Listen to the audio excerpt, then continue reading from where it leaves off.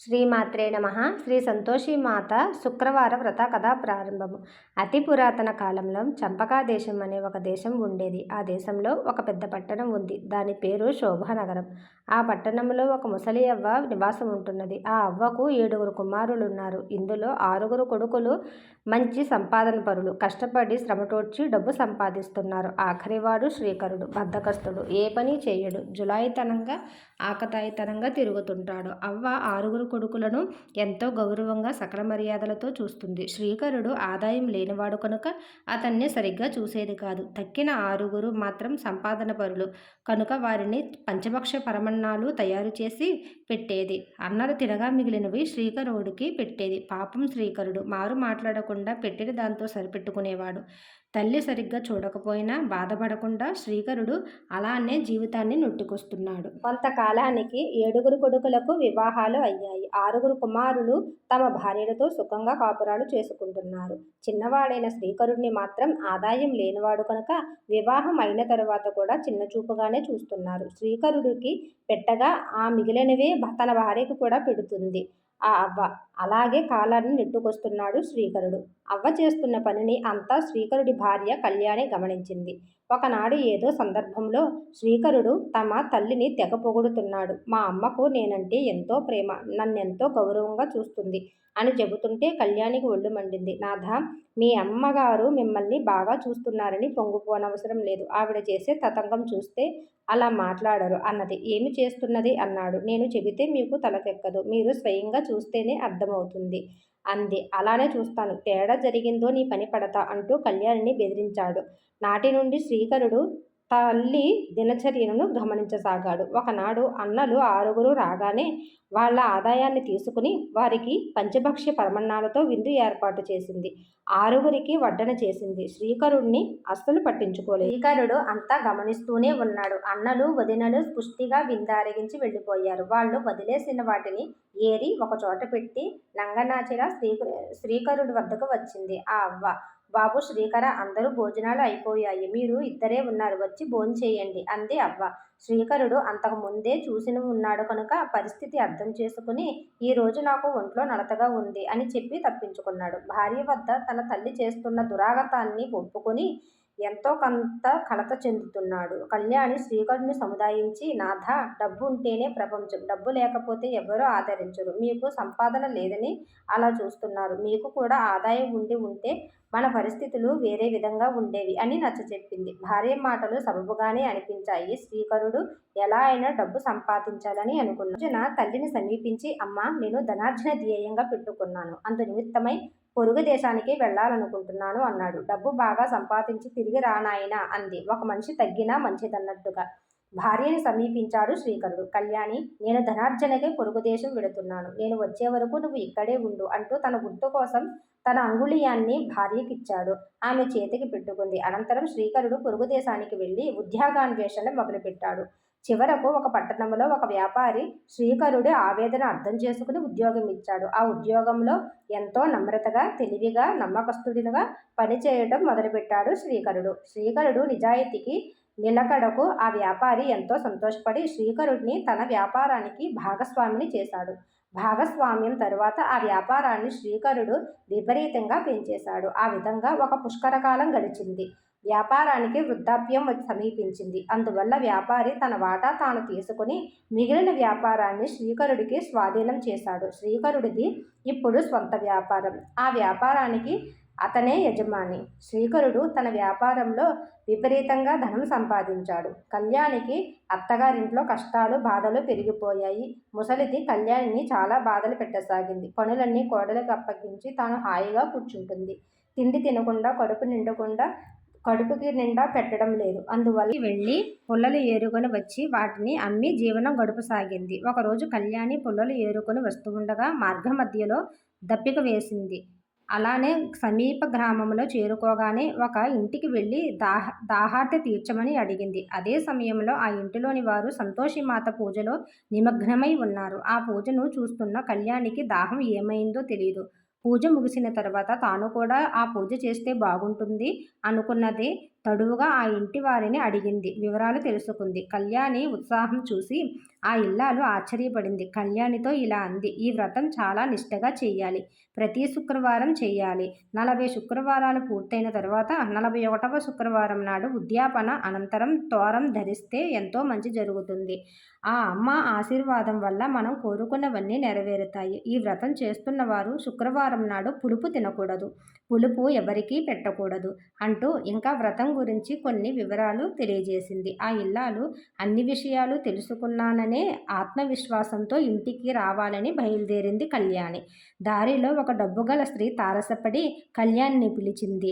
అమ్మాయి, ఈ కట్టెలు శీఘ్రమే కావలసి వచ్చాయి. నీకు ఎంత పైకం కావాలంటే అంత ఇస్తాను. ఆ కట్టెల మోపు నాకు ఇస్తావా అని అడిగింది. ఆ కట్టెల మోపు అక్కడే అమ్ముడుపోయింది. కట్టెల మోపు తాలూకు డబ్బు రాగానే ఇదంతా సంతోషిమాత మహత్యం అనుకుని దాంతో ఈరోజే సంతోషిమాత వ్రతం జరపాలని అనుకుంది. వెంటనే బజారుకు వెళ్ళి కావలసిన సరుకులు కొని తెచ్చుకుంది. తాను వస్తున్న మార్గమధ్యంలో ఒక దేవాలయం కనిపించింది. ఇది ఏ దేవుని గుడి అని అక్కడున్న వారిని విచారించింది. ఇది సంతోషిమాత ఆలయం అని తెలియగానే ఆమె ఎంతో సంతోషించింది. పరమానందభరితురాలై ఆ ఆలయంలోనికి ప్రవేశించి అమ్మవారిని రకరకాలుగా ప్రార్థించి ఆమె కొనుగోలు చేసినవన్నీ అమ్మవారికి సమర్పించింది. ప్రసాదం మాత్రం తీసుకుని ఇంటిదారి పట్టింది. ఆనాటి నుంచి క్రమం తప్పకుండా ప్రతి శుక్రవారం సంతోషిమాత పూజ వ్రతం జరుపుతూనే ఉంది. ఈ విధంగా కొన్నాళ్ళు గడిచిన పిదప ఒకరోజు రాత్రి కళ్యాణి కలలో సంతోషిమాత కనబడి, తురాలా, నీ భక్తికి మెచ్చి నీకో సాయం చేయదలిచాను అంది. కళ్యాణి ఆనందభరితురాలై అమ్మకు నమస్కరించి ప్రసాదించు అమ్మ అంది కళ్యాణి. ఇటు చూడు, ఇది విలాసము నీ భర్త శ్రీకరుడిది అంటూ మాయమైపోయింది. దిక్కున లేచి చూసింది. అమ్మవారు కనిపించలేదు. తన ప్రక్కనే భర్త చిరునామా ఉన్న తెల్లటి కాగితం కనిపించింది. అమ్మవారు ఆశీర్వాదం తనకు పూర్తిగా లభించిందని కోరుకుంటూ భర్తకు అదే విలాసానికి ఒక జాబు రాసింది. జాబు రాసిన కొలది దినములకే శ్రీకరునికి వద్ద నుంచి జాబు కొంత పైకం ఆదాయం. అవి అందుకున్న కళ్యాణి ఆనందానికి అవధులు లేవు. తను ఇంతకాలం పడ్డ కష్టాలన్నీ గట్టెక్కాయని ఎంతగానో సంబరపడిపోయింది. కళ్యాణి ఆనందంగా ఉండడం, సుఖంగా ఉండడం గమనించింది అత్త. ఎక్కడి నుంచో జాబులు పైకం వస్తున్నట్టు పసిగట్టేసింది. మిగిలిన కోడళ్ళు చెవులు కొరుక్కుంటున్నారు. అవి ఎక్కడి నుంచి వస్తున్నాయో అని ఆరా తీయాలనుకున్నారు. వీళ్ళ గుసగుసలు వింటున్న పిల్లల్లో కూడా ఎలాగైనా కనిపెట్టాలనే ఆసక్తి పెరిగి కళ్యాణిని విచారించారు. కళ్యాణి అబద్ధమాడలేదు. జరిగింది జరిగినట్టుగా చెప్పేసింది. అదే విషయాన్ని పిల్లలు ఏదో పరిశోధన చేసినట్టుగా నానమ్మకు, తల్లికి చెప్పారు. ఇంటి నిండా పిల్లలు గలగలా తిరగటం చూస్తున్న కళ్యాణికి తనకు కూడా పిల్లలు పుడితే ఎంతో సంతోషంగా ఉంటుంది అనుకుంది. తరచుగా సంతోషిమాత దేవాలయానికి వెళ్ళి దర్శనం చేసుకుంటూనే ఉంది. కళ్యాణి ఒకనాడు దేవాలయానికి వెళ్ళిన కళ్యాణి మాత, నన్ను కరుణించి సుఖంగా ఉండేలా చేశావు. అయితే నాకు పిల్లలు లేరనే బాధ మిగిలిపోయింది మాత, కరుణించమని వేడుకుంది. బాధపడకు భక్తురాలా, అతి త్వరలో నీ భర్త నీ వద్దకు వస్తాడు అంది సంతోషిమాత. మాత భక్తురాలికి అభయం ఇచ్చింది కనుక సంతోషిమాత ఒకనాటి రాత్రి మారువేషంలో శ్రీకరునికి కలలో కనిపించి, శ్రీకర, నీకు వివాహమయ్యింది. నీకోసం నీ భార్య ఎదురు చూస్తూ ఉంది. ధనమే ధ్యేయంగా పెట్టుకోక ఇంటికి వెళ్ళి పిల్లా పాపలతో క్షేమంగా ఉండు అని, ఇంటికి వెళ్లకుండా ఇక్కడే ఉన్నావంటే కష్టాలకు గురి అవుతావు అని అంతర్ధానమయ్యింది. దిగ్గున లేచాడు శ్రీకరుడు. కళ్ళు మూసుకుని కలలో మారువేషంలో వచ్చింది దేవత అని భావించి అమ్మవారిని తలుచుకుంటూ, అమ్మా తల్లి, నేను నీకు చెప్పే అంతటి వాడిని కాదు. వ్యాపారంలో ఇబ్బందుల వల్ల సతమతమైపోతున్నా. దయచేసి నా సమస్యను తొలగిస్తే వెంటనే నా భార్య చెంతకు చేరుతాను. నీవే కరుణించు తల్లి అంటూ ప్రార్థించాడు.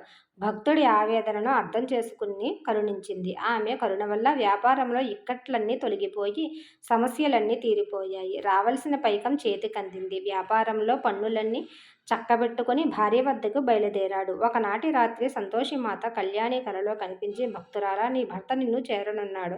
నీవు పాత కళ్యాణి మాదిరిగా కనిపించు. మీ ఆయన రాగానే నిన్ను చూసి ఆయన జాలిపడేలా చెయ్యి అంటూ మాయమయ్యింది. శ్రీకరుడు తన గ్రామం చేరి ఇంటికి వచ్చేసరికి కళ్యాణి కట్టెల మోపుతో కనిపించింది. శ్రీకరుడు చూసి ఎంతో జాలిపడ్డాడు. ఆమె దీనస్థితిని చూసి ఆమె ఇంతకాలం ఎంత బాధపడిందో అర్థం చేసుకున్నాడు. ఆమెను దగ్గరకు తీసుకుని హక్కుని చేర్చుకున్నాడు. అక్కడి నుండి కళ్యాణి బాధపడడం ఇష్టం లేక ఇల్లు తీసుకుని కళ్యాణితో సహా శ్రీకరుడు అందులో వేరే కాపురం ఉంటున్నాడు. ఆనాటి నుంచి ప్రతి శుక్రవారం సంతోషిమాత పూజ చేస్తూ భార్యాభర్తలిరువురూ ఎంతో హాయిగా జీవనం సాగిస్తున్నారు. ఇలా సాగుతుండగా అమ్మవారి వ్రతాలు పూర్తయి ఉద్యాపన సమయం వచ్చింది. అయితే ఆ ఉద్యాపన చాలా భారీగా చేయాలని సంకల్పించింది కళ్యాణి. ఆ కారణంగా పాత విషయాలన్నీ వదిలేసి తన అత్తగారిని 6 తోడికోడలను రమ్మని పిలిచింది కళ్యాణి. కళ్యాణి శ్రీకరులు మనసు మార్చుకుని కలిసి ఉందామని ప్రయత్నం చేసిన అత్తగారు తోటికోడళ్లకు మాత్రం ఈ దంపతులపై పగ చల్లారలేదు. ఏదో విధంగా వాళ్లకు నష్టం కలిగించాలని, బాధలు పెట్టాలని వాళ్ళు దృఢనిశ్చయంతో ఉన్నారు. ఆ కారణంగా వాళ్ళు వ్రతభంగం చేయాలని పులుపు పదార్థాలను తిన్నారు. ఆవిడ బాగా నష్టపోతుందని వాళ్ళు ఎంతో ఆనందపడిపోతున్నారు. వ్రతభంగాన్ని తలపెట్టిన వాళ్ళు పులుపు తినటం వల్ల మాతకు కోపం వచ్చింది. శ్రీకరునిపై వ్యాపారస్తులు తప్పుడు కేసులు బనాయించారు. దాంతో రాజభటులు వచ్చి శ్రీకరుడిని బంధించి తీసుకుని వెళ్లారు. విషయం కళ్యాణికి అర్థమైపోయింది. ఆలయానికి వెళ్ళి సంతోషిమాత ముందు సగిలపడి ప్రార్థించి తన భర్తని విడిపించమని, తన కష్టాల నుంచి తప్పించమని వేడుకుంది. కన్నీరు మున్నీరుగా ఏడ్చింది. భక్తురాలు ఆవేదన అర్థం చేసుకున్న ఆ తల్లి కళ్యాణిని కరుణించి వెంటనే శ్రీకరుడు విడుదలయ్యి ఇల్లు చేరుకున్నాడు. ఏదో విషయం మాట్లాడటానికి రాజభటులు పిలిపించారని, తాను ఏదో పన్నులాంటిది కట్టాలని, ఏమీ బాధపడనవసరం లేదని కళ్యాణిని సముదాయించాడు. అర్థం చేసుకునే భార్య గనుక అర్థం చేసుకుంది. ఆనాటి నుండి ఇద్దరూ ఎంతో అన్యోన్యంగా జీవనం సాగిస్తున్నారు. సంతోషిమాతకు కళ్యాణిపై ఏదో అనుమానం వచ్చింది. పరీక్ష పెట్టాలని మారువేషంలో వచ్చింది. చూడటానికి చాలా వికృతాకారంగా, వంటి నిండా ఈగలు ముసురుతున్నాయి. పిచ్చిదానిలా భిక్షమిత్తేలా కనిపించింది. కళ్యాణి ఉన్న వీధికి వచ్చింది. ఆ సందులోని పిల్లలంతా గేలి చేస్తూ బూచి రాకాసి అంటూ అరవసాగారు. కర్రలతో కొట్టసాగారు. వాళ్ళు విసిరిన రాళ్ళు, కర్రలు కళ్యాణి అత్త మీద, తోటికోడల మీద పడ్డాయి. కళ్యాణి బంధువులంతా భయపడ్డారు. ఇదెవరో మంత్రగత్తెగా మాయలాడిదిలా కాకపోతే ఇలా ఎందుకు చేస్తుంది? ఇదేదో కావాలని చేస్తున్న చర్యలా ఉంది అంటూ భయపడిపోయి తలుపులు మూసుకున్నారు. ఇదంతా తిలకిస్తున్న మాత ఆ తలుపుల వైపు తీక్షణంగా చూసింది. అప్పుడు పెద్ద గాలితో వర్షం కురిసింది. ఆ గాలి తాకిడికి ఇంటి తలుపులు బడాలను తెరుచుకున్నాయి. ఇంటి పైకప్పు లేచిపోయింది. ఇంట్లోని కుటుంబ సభ్యులు ఊగిపోతున్నారు. పైకి ఎగిరిపోతున్నట్టు అయిపోయారు. అయ్యయ్యో అంటూ గావుకేకలు మొదలుపెట్టారు. ఈ శబ్దాలకు, ఆర్ధనాదాలకు కళ్యాణి ఏం జరిగిందో చూద్దామని వచ్చినందుకు ఎదురుగా ఆ మారువేషంలో ఉన్న అమ్మవారిని చూసింది. ఆమెకు సంతోషిమాత అయి ఉంటుందని ఊహించింది. వెంటనే కళ్యాణి ఆమె కాళ్లకు తన కళ్ళు నద్దుకుని, మాత, ఆపద్బాంధివి, నాకు తెలుసు నీవు ఎవరివో నేను గ్రహించాను. మాపై దయ చూపి మా వాళ్లను కాపాడు. నాకు నీలాపనిందలు రానియ్యకు అంటూ ఎంతో నమ్రతగా, అనునయంగా వేడుకుంది. అమ్మవారు అనుగ్రహించి సంతోషంగా మాయమైపోయింది. తరువాత పరిస్థితి చక్కబడింది. ప్రశాంతమైన వాతావరణం నెలకొంది. ఇలా బీభత్సం జరిగిన కళ్యాణి బంధువులకు అమ్మవారి మీద సరైన అవగాహన రాలేదు. అమ్మవారి మీద భక్తి గల కాకపోయినా శ్రీకరుడు కళ్యాణిలపై పగ మరింత పెరిగింది. వాళ్లను ఎలాగైనా పాడు చేయాలని, అవసరమైతే చంపాలని కూడా చూస్తున్నారు. ఒకసారైతే ఆమె తోటికోడలు కళ్యాణికి విషం ఇవ్వటం కూడా జరిగింది. అది త్రాగబోతుండగా అమ్మవారి దయ ఉంది కనుక ఆ సమయానికి భర్త పిలిస్తే వెళ్ళిపోయింది. అది అలా తప్పిపోయింది. ఇంతలో వాళ్ళ పిల్లలో ఒకడు ఆ పాలను త్రాగి అరుస్తూ గగ్గోలు పెడుతూ చనిపోయాడు. కుర్రాడి తల్లి కుర్రాడికి కళ్యాణి విషం ఇచ్చి చంపేస్తుందని పుకారు లేపింది. దాంతో ఊరందరికీ తెలిసిపోయింది. ఊరిలోని వారందరూ శ్రీకరుడు దంపతుల గురించి చెడుగా మాట్లాడుకున్నారు. హత్యానేరం తమ మీద పడిందని ఆ దంపతులు కృంగిపోయారు. అయినా ఆ భారాన్ని ఆ మాత మీద పెట్టుకున్నారు. అమ్మ దయ చూపింది. కుర్రాడు బ్రతికాడు. ఆ దంపతులు తిడుతున్న మాటలన్నీ విన్న ఆ కుర్రాడు వాళ్లను అనవసరంగా ఆడిపోసుకోకండి. నాకు ఎవ్వరూ ఇవ్వలేదు, విషం ఇవ్వలేదు. నేను స్వయంగా త్రాగాను. అనవసరంగా పిన్నిని నిందించకండి. ఆమెకు అసలు ఏమీ తెలియదు అని అన్నాడు. దాంతో శ్రీకరుడు దంపతులకు ఏమీ తెలియదని అందరికీ అర్థమైపోయింది. అయితే ఆ కళ్యాణిపై హత్యాప్రయత్నం ఎవరు చేశారు అనేది ప్రస్తుత సమస్యగా మారిపోయింది. అందులో విషం ఎవరు కలిపారో ఎలాగైనా తెలిసిపోతుందని, త్వరలో కనిపెట్టేస్తారని తోటికోడళ్ళలో ఒక ఆమె నిజం ఒప్పుకొని కళ్యాణిని క్షమించమంది. ఎన్నో రకాలుగా బ్రతిమలాడుకుంది. కళ్యాణి క్షమించి ఊరుకుంది. అయినా నేను క్షమించి ప్రయోజనం ఏముంది? అన్నీ ఆ మాత చూసుకుంటుంది కాబట్టి సంతోషి మాతను ప్రార్థించు, మంచి జరుగుతుంది అని అన్నది కళ్యాణి. ఇంట్లో వారందరూ సంతోషి మాత దేవాలయానికి వెళ్ళారు. ఆ కుటుంబం అంతా అమ్మను ప్రార్థించారు. జై జై సంతోషి మాత, జై జయ సంతోషి మాత అంటూ పాటలు కట్టి భజనలు చేయటం ప్రారంభించారు. ఆనాటి నుంచి ఈనాటి వరకు కుటుంబమంతా కలిసి ఉంటున్నారు. ఒక మంచి శుక్రవారం ఎన్నుకుని 7గురు తోటికోడళ్ళు ఒక్కుమ్మడిగా సంతోషిమాత వ్రతం జరుపుకున్నారు. ఆ సమయంలో పిల్లలు పుల్లటి పదార్థం పెట్టమని అడిగారు. వ్రతభంగం అవుతుందని తోటికోడళ్ళు పిల్లలకు పులుపు పెట్టలేదు. తీపి పండ్లు సమర్పించి అమ్మవారి ఆశీర్వాదం పొందారు. ఆ తర్వాత కొన్నాళ్లకు కళ్యాణి తల్లి కాబోతున్నదని తెలిసి అందరూ ఎంతో సంతోషించారు. ఒక శుభముహూర్తాన పండంటి బిడ్డను కన్నది. అది అమ్మ కరుణ కటాక్షంగా భావించి ఆ కుమారుణ్ణి అల్లారు ముద్దుగా పెంచుతున్నారు. క్రమం తప్పకుండా శ్రీకరుణ్ణి దంపతులు సంతోషి మాతను పూజిస్తూనే ఉన్నారు. అందువల్లే ఆ దంపతులు సకల సౌభాగ్యాలతో ఆనందంగా జీవనం గడుపుతున్నారు. ఈ కథ తెలిపినవారు తెలిసినవారు కూడా ఆ తల్లి కరుణా కృపా కటాక్షాలు పొంది ఆనందంగా సంతోషంగా ఉంటారనటంలో అతిశయోక్తి లేదు. శ్రీ సంతోషి మాత వ్రత కల్పము సంపూర్ణం. శ్రీమాత్రే నమః.